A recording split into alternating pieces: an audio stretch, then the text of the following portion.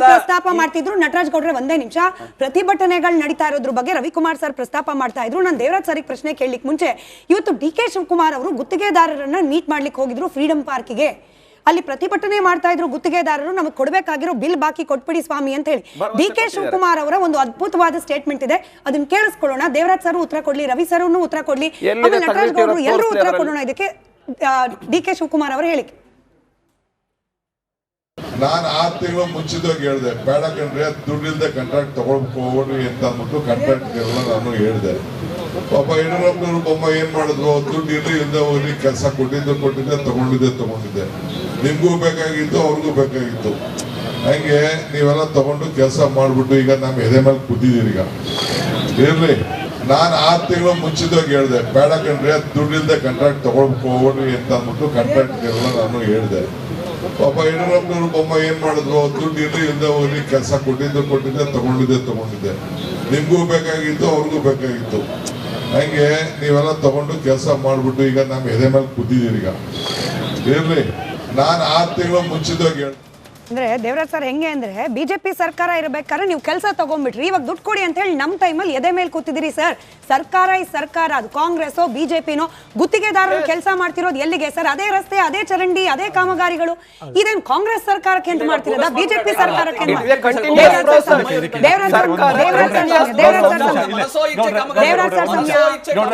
ನಾನಿವಾಗ ಕಾಂಗ್ರೆಸ್ನವ್ರನ್ನ ನನ್ನ ವಕ್ತಾರನ್ನ ಒಂದು ಪ್ರಶ್ನೆ ಕೇಳ್ತೀನಿ. ದಯಮಾಡಿ ನೀವು 3 ವಿಷಯದ ಬಗ್ಗೆ ಶ್ವೇತಪತ್ರವನ್ನು ಇವತ್ತು ಹೊರಡಿಸ್ಬೇಕು. ನಮ್ಮ ರಿಕ್ವೆಸ್ಟ್, ನಮ್ಮ ಒತ್ತಾಯ, ನಮ್ಮ ಡಿಮ್ಯಾಂಡ್ ಇದು. ಏನು ಸರ್, NDA ಇಂದ ನಮ್ಮ ಡಿಮ್ಯಾಂಡ್ 3 ವಿಷಯದ ಬಗ್ಗೆ. ಎಲ್ಲಿಯವರೆಗೂ ಸನ್ಮಾನ್ಯ ಸಿದ್ದರಾಮಯ್ಯವರು ಮುಖ್ಯಮಂತ್ರಿ ಆದಾಗ 13ರಿಂದ 18ರ ನಂತರ ಎಷ್ಟು ಈ ರೀತಿಯ ಸಾಲೆಗಳನ್ನು ರಾಜ್ಯದಲ್ಲಿ ಬಿಟ್ಟೋಗಿದ್ರು, ಪಕ್ಕಾ ಉತ್ತರ ಕೊಡಬೇಕು ಇವರು. ಆಯ್ತಾ? ಎರಡನೇದಾಗಿ ನನ್ನ ರಾಜ್ಯದ ಆರ್ಥಿಕತೆಯ ಬಗ್ಗೆ, ಸಾಲದ ಬಗ್ಗೆ, ಅದ್ರ ಬಗ್ಗೆ ಶ್ವೇತಪತ್ರ ಬರಬೇಕು. ಬಾಕಿ ಬಿಲ್ಗಳ ಬಗ್ಗೆ ಶ್ವೇತಪತ್ರ ಬರಬೇಕು. ಈ 3 ಸಹ ಶ್ವೇತಪತ್ರವನ್ನು ಇವರು ಹೊರಡಿಸ್ಬಿಟ್ಟು ಮಾತಾಡಿದ್ರೆ ನಾನು ತಲೆ ಬಾಗ್ತೀನಿ. ಯಾಕೆ ಮಾತು ಹೇಳ್ತಿದ್ದೀನಿ ಅಂದ್ರಮ್ಮ, ನನ್ನ ಆಮ್ ಆದ್ಮಿ ಮಿತ್ರರು ಬಹಳಷ್ಟು ಅದ್ರಲ್ಲಿ ಒಂದು ಪಾಯಿಂಟ್ ಪೂರ್ವಕವಾಗಿ ಒಂದು ವಿಷಯ ಹೇಳಬೇಕಾಗಿತ್ತು. ಅಮ್ಮ, ನಮ್ಮ ರಾಜ್ಯದಲ್ಲಿ ಏನಾಗಿದೆ, ಒಂದು ಸಲ ಸಿದ್ದರಾಮಯ್ಯವರು 1,05,000 ಸಾಲ ಮಾಡಿದ್ದಾರೆ, ಇನ್ನೊಂದು ಸಲ 1,16,000, ಈ ಸಲ 1,32,000 ಮಾತ್ರ ಹೇಳೋರಮ್ಮ. ಇನ್ನೊಂದು ವಿಷಯವನ್ನು ಉದ್ದೇಶಪೂರ್ವಕವಾಗಿ ಬಿಟ್ಟವ್ರೆ. ಶ್ರೀಯುತ ಬಹುಶಃ ರವಿಕುಮಾರ್ ಅವರು ನೆಕ್ಸ್ಟ್ ಹೇಳ್ತಿದ್ರು ಏನು ಉದ್ದೇಶಪೂರ್ವಕ ಬಿಟ್ಟವ್ರೆ ಅಂತಂದರೆ, ಸನ್ಮಾನ್ಯ ಸಿದ್ದರಾಮಯ್ಯವರು 22-23ರಲ್ಲಿ ನಮಗೆ ಬಂದಂಥ ಅಧಿಕಾರವನ್ನು ವಹಿಸ್ಕೊಂಡಂಥ ಸಂದರ್ಭದಲ್ಲಿ ಹಿಂದೆ ಆಲ್ರೆಡಿ ಸನ್ಮಾನ್ಯ ಬೊಮ್ಮಾಯಿಯವರು ಬಜೆಟ್ ಮಾಡಿಬಿಟ್ಟಿದ್ರು. ಮಾಡಿದಂಥ ಸಂದರ್ಭದಲ್ಲಿ 85,000 ಕೋಟಿ ಸಾಲ ತೊಗೊಂಡಿದ್ರು. ಅವಾಗ ಖರ್ಚಾಗಿರೋದು ಕೇವಲ 3,000 ಕೋಟಿ ಅಷ್ಟೇ. ಇನ್ನು 82,000 ಕೋಟಿ ನಮ್ಮ ರಾಜ್ಯದಲ್ಲಿ ಉಳ್ಕೊಂತು. ಅದು ಖರ್ಚು ಮಾಡಿರೋದು ಇವರು ಯಾರು, ಕಾಂಗ್ರೆಸ್ನವರು. ಇದಕ್ಕೆ ಸೇರಿಸ್ತಾ ಇಲ್ಲ. ಅದನ್ನು ಸೇರಿಸ್ಬಿಟ್ರೆ ಇವಾಗ ನನ್ನ ಮಿತ್ರರು ಹೇಳಿದ್ರಲ್ಲ, ಇದು FRB ಅನ್ನೋದು ಎಲ್ಲೋ ಹೊರಟೋಗುತ್ತೆ. ಒಂದು ಅಂಶ ಎಷ್ಟು ಸುಳ್ಳು ಹೇಳ್ತಾವ್ರೆ ಅನ್ನೋದು ಅದನ್ನೇ ಹೇಳೋದು, ಶಾಡೋ ರಿಫ್ಲೆಕ್ಸ್ ಅಂತಕ್ಕಂಥದ್ದನ್ನು. ಯಾಕಂದ್ರೆ ನಾನು ಬಜೆಟ್ ಮಾಡೋದು ನನಗೆ ಗೊತ್ತು ಹೇಗೆ ಶಾಡೋ ರಿಫ್ಲೆಕ್ಸ್ ಮಾಡಬೇಕು ಅಂತ ಅಂದ್ಬಿಟ್ಟು ಅದು ಅವ್ರ IAS ಅಧಿಕಾರಿಗಳನ್ನ ಬಳಸ್ಕೊಂಡವ್ರೆ. ಅದು ಒಂದು ಆಯ್ತಮ್ಮ. ಇನ್ನೊಂದು ಏನು ಗೊತ್ತರ ನಿಮಗೆ, ಇನ್ನು ಭಾಳಷ್ಟು ವಿಶೇಷ ನಿಮಗೆ. ಇಷ್ಟೆಲ್ಲ ದೊಡ್ಡದಾಗಿ ಹೇಳ್ಕೊಂತಾರಲ್ಲಮ್ಮ, ಬಜೆಟಲ್ಲಿ ಇವತ್ತು ಘೋಷಣೆ ಮಾಡಿಬಿಟ್ಟವ್ರೆ ಇದಕ್ಕೆ ಅಂತ ಇವರು ಏನೋ ನಮ್ಮ ಮಿತ್ರರು ಹೇಳ್ಬಿಟ್ರು ಇವತ್ತು ಕರ್ನಾಟಕದ ಸರ್ವಾಂಗೀಣ ಅಭಿವೃದ್ಧಿ ಅಂತ. ಸರ್ವಾಂಗೀಣ ಅಲ್ಲ, ಸರ್ವಾಂಗಗಳನ್ನು ಕತ್ತರಿಸುವ ಅಭಿವೃದ್ಧಿ ಇವ್ರದ್ದು. ಯಾಕೆ ಅಂತಂದರೆ ಲಾಸ್ಟ್ ಬಜೆಟಲ್ಲಿ ಇವರು ರೈತರಿಗೆ 0% ಇಂಟ್ರೆಸ್ಟ್ ಕೊಡ್ತೀವಿ ಅಂತ ಹೇಳ್ಬಿಟ್ಟು ಒಟ್ಟು 140 ಕೋಟಿನ ಸರ್ ಅದು ಪ್ರಾವಿಷನ್ ಮಾಡಿದ್ರು. ಕೊಟ್ಟಿದ್ದು 2,000, ಅದು 3 ಲಕ್ಷ ಜನಕ್ಕೆ ಕೊಡ್ತೀವಿ ಅಂತ. ಕೊಟ್ಟಿದ್ದು ಎಷ್ಟು ಜನಕ್ಕೆ ಗೊತ್ತಪ್ಪ? ಕೇವಲ 14,000 ಜನ ಕೊಟ್ಟರು. 14,000 ಜನ ಕೊಟ್ಟರು. ಅಂದರೆ ಏನಾಯ್ತು ನಿಮ್ಮ ಬಜೆಟ್ ಘೋಷಣೆ? ಈ ರೀತಿ ಉಳಿಸ್ಕೊಂಡು ನನ್ನ ಮಿತ್ರರ ಆಮ್ ಆದ್ಮಿಯವರು ಅದನ್ನೇ ಹೇಳ್ತಾ ಇದ್ರು. ಆ ರೀತಿ ಉಳಿಸ್ಕೊಂಡ್ಬಂದಿರ್ತಕ್ಕಂಥದ್ದು ಎಷ್ಟು ಅಂತಂದರೆ 29,000 ಕೋಟಿ ಇವತ್ತು ಕರ್ನಾಟಕದಲ್ಲಿ ಉಳ್ಕೊಂಡಿದೆ. ಅದೇ ರೀತಿ ರೆವಿನ್ಯೂ ಕೋತ ಆಗಿದೆಯಲ್ಲ, ಅದು ಎಷ್ಟು ಗೊತ್ತಾ ನಿಮಗೆ ಕೊಡಬೇಕಾಗಿರೋದು? ಏನೇನು ಇವರು ಬಜೆಟಲ್ಲಿ ಅನೌನ್ಸ್ ಮಾಡಿದ್ದಕ್ಕೆ ದುಡ್ಡು ಕೊಡಬೇಕಾಗಿತ್ತು, ಅದು 26,000 ಕೋಟಿ ಇದೆ. ಎಷ್ಟು ಚೆನ್ನಾಗಿ ಮೋಸ ಮಾಡ್ತಾವ್ರೆ ಅಂತಂದ್ರೆ ಕಾಂಗ್ರೆಸ್ ಅಂತಕ್ಕಂಥದ್ದು ಈ ನಾಡಿಗೆ ಕಂಪ್ಲೀಟ್ ಮಾಡ್ತಾರೆ. ಗೌಡ್ರೆ, ನೀವು ನನ್ನ ಅಂಕಿ ಅಂಶಗಳನ್ನು ಸುಳ್ಳು ಅಂದ್ಬಿಟ್ರೆ ನಾಳೆಯಿಂದ ಡಿಬೇಟ್ಗೆ ಬರಲ್ಲ. ನಾಳೆಯಿಂದ ಡಿಬೇಟ್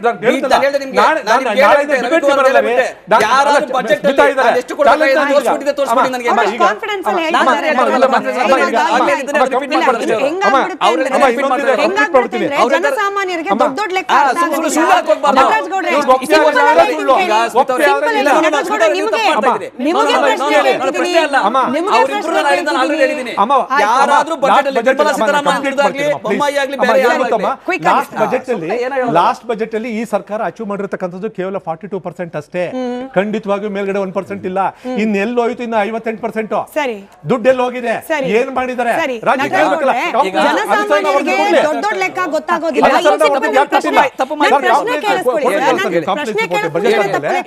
ಈಗ ಪ್ರಸ್ತಾಪ ಮಾಡ್ತಿದ್ರು ನಟರಾಜ್ ಗೌಡ್ರೆ, ಒಂದೇ ನಿಮಿಷ. ಪ್ರತಿಭಟನೆಗಳು ನಡೀತಾ ಇರೋದ್ರ ಬಗ್ಗೆ ರವಿಕುಮಾರ್ ಸರ್ ಪ್ರಸ್ತಾಪ ಮಾಡ್ತಾ ಇದ್ರು. ನಾನು ದೇವರಾಜ್ ಸರ್ ಪ್ರಶ್ನೆ ಕೇಳಲಿಕ್ಕೆ ಮುಂಚೆ ಇವತ್ತು ಡಿ.ಕೆ. ಶಿವಕುಮಾರ್ ಅವರು ಗುತ್ತಿಗೆದಾರರನ್ನ ಮೀಟ್ ಮಾಡ್ಲಿಕ್ಕೆ ಹೋಗಿದ್ರು ಫ್ರೀಡಂ ಪಾರ್ಕಿಗೆ. ಅಲ್ಲಿ ಪ್ರತಿಭಟನೆ ಮಾಡ್ತಾ ಇದ್ರು ಗುತ್ತಿಗೆದಾರರು, ನಮಗೆ ಕೊಡಬೇಕಾಗಿರೋ ಬಿಲ್ ಬಾಕಿ ಕೊಟ್ಬಿಡಿ ಸ್ವಾಮಿ ಅಂತ ಹೇಳಿ. ಡಿ.ಕೆ. ಶಿವಕುಮಾರ್ ಅವರ ಒಂದು ಅದ್ಭುತವಾದ ಸ್ಟೇಟ್ಮೆಂಟ್ ಇದೆ, ಅದನ್ನ ಕೇಳಿಸ್ಕೊಳ್ಳೋಣ. ದೇವರಾಜ್ ಸರ್ ಉತ್ತರ ಕೊಡ್ಲಿ, ರವಿ ಸರ್ ಉತ್ತರ ಕೊಡ್ಲಿ, ಆಮೇಲೆ ನಟರಾಜ್ ಗೌಡರು ಎಲ್ಲರೂ ಉತ್ತರ ಕೊಡೋಣ. ಇದಕ್ಕೆ ಡಿ.ಕೆ. ಶಿವಕುಮಾರ್ ಅವರು ಹೇಳಿಕೆ. ನಾನು 6 ತಿಂಗಳು ಮುಂಚಿತವಾಗಿ ಹೇಳಿದೆ, ಬೇಡ ಕಣ್ರಿ, ದುಡ್ಡಿಲ್ದೆ ಕಾಂಟ್ರಾಕ್ಟ್ ತಗೊಳ್ಕೋರಿ ಅಂತ ಅಂದ್ಬಿಟ್ಟು ಕಾಂಟ್ರಾಕ್ಟ್ಗೆಲ್ಲ ನಾನು ಹೇಳಿದೆ. ಪಾಪ ಯಡಿಯೂರಪ್ಪನವರು ಬೊಮ್ಮ ಏನ್ ಮಾಡಿದ್ರು, ದುಡ್ಡು ಇಲ್ಲದೆ ಹೋಗಿ ಕೆಲಸ ಕೊಟ್ಟಿದ್ದೆ ತಗೊಂಡಿದ್ದೆ. ನಿಮ್ಗೂ ಬೇಕಾಗಿತ್ತು, ಅವ್ರಿಗೂ ಬೇಕಾಗಿತ್ತು.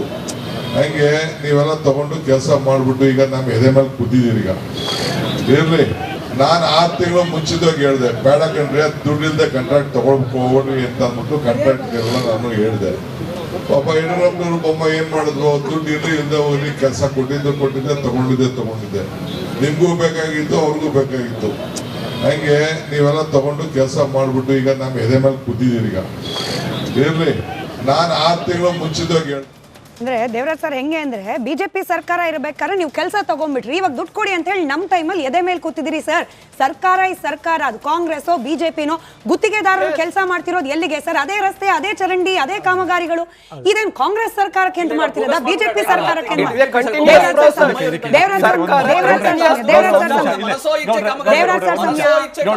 ನಾನಿವಾಗ ಅಮ್ಮ ಕಾಂಗ್ರೆಸ್ನವ್ರನ್ನ ನನ್ನ ವಕ್ತಾರರನ್ನ ಒಂದು ಪ್ರಶ್ನೆ ಕೇಳ್ತೀನಿ. ದಯಮಾಡಿ ನೀವು 3 ವಿಷಯದ ಬಗ್ಗೆ ಶ್ವೇತಪತ್ರವನ್ನು ಇವತ್ತು ಹೊರಡಿಸ್ಬೇಕು. ನಮ್ಮ ರಿಕ್ವೆಸ್ಟ್, ನಮ್ಮ ಒತ್ತಾಯ, ನಮ್ಮ ಡಿಮ್ಯಾಂಡ್ ಇದು. ಏನು ಸರ್, NDA ಇಂದ ನಮ್ಮ ಡಿಮ್ಯಾಂಡ್ 3 ವಿಷಯದ ಬಗ್ಗೆ. ಎಲ್ಲಿಯವರೆಗೂ ಸನ್ಮಾನ್ಯ ಸಿದ್ದರಾಮಯ್ಯವರು ಮುಖ್ಯಮಂತ್ರಿ ಆದಾಗ 13ರಿಂದ 18ರ ನಂತರ ಎಷ್ಟು ಈ ರೀತಿಯ ಸಾಲಗಳನ್ನ ರಾಜ್ಯದಲ್ಲಿ ಬಿಟ್ಟೋಗಿದ್ರು, ಪಕ್ಕಾ ಉತ್ತರ ಕೊಡಬೇಕು ಇವರು. ಆಯ್ತಾ? ಎರಡನೇದಾಗಿ ನನ್ನ ರಾಜ್ಯದ ಆರ್ಥಿಕತೆಯ ಬಗ್ಗೆ, ಸಾಲದ ಬಗ್ಗೆ, ಅದ್ರ ಬಗ್ಗೆ ಶ್ವೇತಪತ್ರ ಬರಬೇಕು. ಬಾಕಿ ಬಿಲ್ಗಳ ಬಗ್ಗೆ ಶ್ವೇತಪತ್ರ ಬರ. ಈ 3 ಸಹ ಶ್ವೇತಪತ್ರವನ್ನು ಇವರು ಹೊರಡಿಸ್ಬಿಟ್ಟು ಮಾತಾಡಿದ್ರೆ ನಾನು ತಲೆ ಬಾಗ್ತೀನಿ. ಯಾಕೆ ಮಾತು ಹೇಳ್ತಿದ್ದೀನಿ ಅಂದ್ರಮ್ಮ, ನನ್ನ ಆಮ್ ಆದ್ಮಿ ಮಿತ್ರರು ಬಹಳಷ್ಟು ಅದ್ರಲ್ಲಿ ಒಂದು ಪಾಯಿಂಟ್ ಪೂರ್ವಕವಾಗಿ ಒಂದು ವಿಷಯ ಹೇಳಬೇಕಾಗಿತ್ತು. ಅಮ್ಮ, ನಮ್ಮ ರಾಜ್ಯದಲ್ಲಿ ಏನಾಗಿದೆ, ಒಂದು ಸಲ ಸಿದ್ದರಾಮಯ್ಯವರು 1,05,000 ಸಾಲ ಮಾಡಿದ್ದಾರೆ, ಇನ್ನೊಂದು ಸಲ 1,16,000, ಈ ಸಲ 1,32,000 ಮಾತ್ರ ಹೇಳೋರಮ್ಮ. ಇನ್ನೊಂದು ವಿಷಯವನ್ನು ಉದ್ದೇಶಪೂರ್ವಕವಾಗಿ ಬಿಟ್ಟವ್ರೆ. ಶ್ರೀಯುತ ಬಹುಶಃ ರವಿಕುಮಾರ್ ಅವರು ನೆಕ್ಸ್ಟ್ ಹೇಳ್ತಿದ್ರು ಏನು ಉದ್ದೇಶವಾಗಿ ಬಿಟ್ಟವ್ರೆ ಅಂತಂದರೆ, ಸನ್ಮಾನ್ಯ ಸಿದ್ದರಾಮಯ್ಯವರು 22-23ರಲ್ಲಿ ನಮಗೆ ಬಂದಂಥ ಅಧಿಕಾರವನ್ನು ವಹಿಸ್ಕೊಂಡಂಥ ಸಂದರ್ಭದಲ್ಲಿ ಹಿಂದೆ ಆಲ್ರೆಡಿ ಸನ್ಮಾನ್ಯ ಬೊಮ್ಮಾಯಿಯವರು ಬಜೆಟ್ ಮಾಡಿಬಿಟ್ಟಿದ್ರು. ಮಾಡಿದಂಥ ಸಂದರ್ಭದಲ್ಲಿ 85,000 ಕೋಟಿ ಸಾಲ ತೊಗೊಂಡಿದ್ರು. ಅವಾಗ ಖರ್ಚಾಗಿರೋದು ಕೇವಲ 3,000 ಕೋಟಿ ಅಷ್ಟೇ. ಇನ್ನು 82,000 ಕೋಟಿ ನಮ್ಮ ರಾಜ್ಯದಲ್ಲೇ ಉಳ್ಕೊಂತು. ಅದು ಖರ್ಚು ಮಾಡಿರೋದು ಇವರು ಯಾರು, ಕಾಂಗ್ರೆಸ್ನವರು. ಇದಕ್ಕೆ ಸೇರಿಸ್ತಾ ಇಲ್ಲ. ಅದನ್ನು ಸೇರಿಸ್ಬಿಟ್ರೆ ಇವಾಗ ನನ್ನ ಮಿತ್ರರು ಹೇಳಿದ್ರಲ್ಲ, ಇದು FRB ಅನ್ನೋದು ಎಲ್ಲೋ ಹೊರಟೋಗುತ್ತೆ. ಒಂದು ಅಂಶ ಎಷ್ಟು ಸುಳ್ಳು ಹೇಳ್ತಾವ್ರೆ ಅನ್ನೋದು ಅದನ್ನೇ ಹೇಳೋದು, ಶಾಡೋ ರಿಫ್ಲೆಕ್ಸ್ ಅಂತಕ್ಕಂಥದ್ದನ್ನು. ಯಾಕಂದ್ರೆ ನಾನು ಬಜೆಟ್ ಪಡೆದು ನನಗೆ ಗೊತ್ತು ಹೇಗೆ ಶಾಡೋ ರಿಫ್ಲೆಕ್ಸ್ ಮಾಡಬೇಕು ಅಂತ ಅಂದ್ಬಿಟ್ಟು ಅದು ಅವ್ರ IAS ಅಧಿಕಾರಿಗಳನ್ನ ಬಳಸ್ಕೊಂಡವ್ರೆ. ಅದು ಒಂದು ಆಯ್ತಮ್ಮ. ಇನ್ನೊಂದು ಏನು ಗೊತ್ತಾ ನಿಮಗೆ, ಇನ್ನು ಬಹಳಷ್ಟು ವಿಶೇಷ. ನಿಮಗೆ ಇಷ್ಟೆಲ್ಲ ದೊಡ್ಡದಾಗಿ ಹೇಳ್ಕೊಂತಾರಲ್ಲಮ್ಮ, ಬಜೆಟಲ್ಲಿ ಇವತ್ತು ಘೋಷಣೆ ಮಾಡಿಬಿಟ್ಟವ್ರೆ ಇದಕ್ಕೆ ಅಂತ ಇವರು ಏನೋ ನಮ್ಮ ಮಿತ್ರರು ಹೇಳ್ಬಿಟ್ಟು ಇವತ್ತು ಕರ್ನಾಟಕದ ಸರ್ವಾಂಗೀಣ ಅಭಿವೃದ್ಧಿ ಅಂತ. ಸರ್ವಾಂಗೀಣ ಅಲ್ಲ, ಸರ್ವಾಂಗಗಳನ್ನು ಕತ್ತರಿಸುವ ಅಭಿವೃದ್ಧಿ ಇವ್ರದ್ದು. ಯಾಕೆ ಅಂತಂದರೆ ಅಮ್ಮ, ಲಾಸ್ಟ್ ಬಜೆಟಲ್ಲಿ ಇವರು ರೈತರಿಗೆ 0% ಇಂಟ್ರೆಸ್ಟ್ ಕೊಡ್ತೀವಿ ಅಂತ ಹೇಳ್ಬಿಟ್ಟು ಒಟ್ಟು 140 ಕೋಟಿನ ಸರ್ ಅದು ಪ್ರಾವಿಷನ್ ಮಾಡಿದ್ರು. ಕೊಟ್ಟಿದ್ದು 2,000 ಅದು 3 ಲಕ್ಷ ಜನಕ್ಕೆ ಕೊಡ್ತೀವಿ ಅಂತ. ಕೊಟ್ಟಿದ್ದು ಎಷ್ಟು ಜನಕ್ಕೆ ಗೊತ್ತಪ್ಪ? ಕೇವಲ 14,000 ಜನ ಕೊಟ್ಟರು. 14,000 ಜನ ಕೊಟ್ಟರು. ಅಂದರೆ ಏನಾಯ್ತು ನಿಮ್ಮ ಬಜೆಟ್ ಘೋಷಣೆ? ಈ ರೀತಿ ಉಳಿಸ್ಕೊಂಡು ನನ್ನ ಮಿತ್ರರ ಆಮ್ ಆದ್ಮಿ ಅವರು ಅದನ್ನೇ ಹೇಳ್ತಾ ಇದ್ರು. ಆ ರೀತಿ ಉಳಿಸ್ಕೊಂಡ್ಬಂದಿರ್ತಕ್ಕಂಥದ್ದು ಎಷ್ಟು ಅಂತಂದರೆ 29,000 ಕೋಟಿ ಇವತ್ತು ಕರ್ನಾಟಕದಲ್ಲಿ ಉಳ್ಕೊಂಡಿದೆ. ಅದೇ ರೀತಿ ರೆವಿನ್ಯೂ ಕೋತ ಆಗಿದೆಯಲ್ಲ, ಅದು ಎಷ್ಟು ಗೊತ್ತಾ ನಿಮಗೆ ಕೊಡಬೇಕಾಗಿರೋದು? ಏನೇನು ಇವರು ಬಜೆಟಲ್ಲಿ ಅನೌನ್ಸ್ ಮಾಡಿದ್ದಕ್ಕೆ ದುಡ್ಡು ಕೊಡಬೇಕಾಗಿತ್ತು, ಅದು 26,000 ಕೋಟಿ ಇದೆ. ಎಷ್ಟು ಚೆನ್ನಾಗಿ ಮೋಸ ಮಾಡ್ತಾವ್ರೆ ಅಂತಂದ್ರೆ, ಕಾಂಗ್ರೆಸ್ ಅಂತಕ್ಕಂಥದ್ದು ಈ ನಾಡಿಗೆ ಕಂಪ್ಲೀಟ್ ಮಾಡ್ತಾರೆ. ಗೌಡ್ರೆ, ನೀವು ನನ್ನ ಅಂಕಿ ಅಂಶಗಳನ್ನ ಸುಳ್ಳು ಅಂದ್ಬಿಟ್ರೆ ನಾಳೆಯಿಂದ ಡಿಬೇಟ್ಗೆ ಬರಲ್ಲ. ನಾಳೆಯಿಂದ ಡಿಬೇಟ್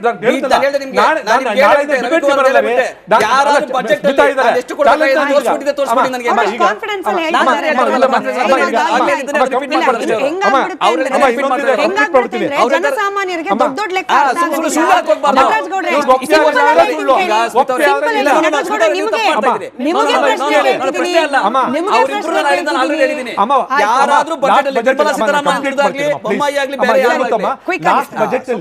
ಲಾಸ್ಟ್ ಬಜೆಟ್ ಅಲ್ಲಿ ಈ ಸರ್ಕಾರ ಅಚೀವ್ ಮಾಡಿರ್ತಕ್ಕಂಥದ್ದು ಕೇವಲ 42% ಅಷ್ಟೇ. ಖಂಡಿತವಾಗಿಯೂ ಮೇಲ್ಗಡೆ 1% ಇಲ್ಲ. ಇನ್ನೆಲ್ಲೋಯ್ತು? ಇನ್ನು 58% ದುಡ್ಡು ಎಲ್ಲಿ ಹೋಗಿದೆ? ಏನ್ ಮಾಡಿದ್ದಾರೆ? ದೊಡ್ಡ ಲೆಕ್ಕ ಗೊತ್ತಾಗೋದಿಲ್ಲ.